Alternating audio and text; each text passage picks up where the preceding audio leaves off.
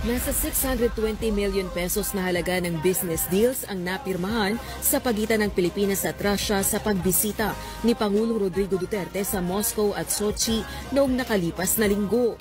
Bukod dito, dalawang Filipino fishing companies din ang makapag-e-export na ng tuna sa bansang Russia.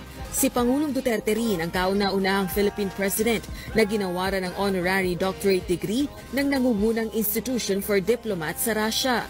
Ilan lamang ito sa naging bunga ng 5 araw na official visit ni Pangulong Duterte sa Russia bukod pa sa bilateral cooperation agreements na pinirmahan sa pagitan ng dalawang bansa. Ayon sa punong ehekutibo, mahalaga ang naging pagbisita ng Pangulo sa Russia sa isinusulong nitong foreign policy. This visit generated greater momentum for the Philippine-Russia relations.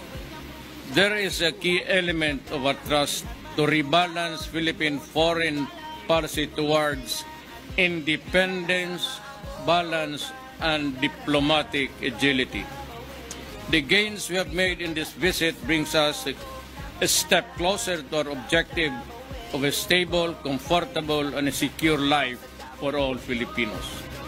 That is my vision for the bond duty to the nation, and I will do everything to achieve that, towards that end.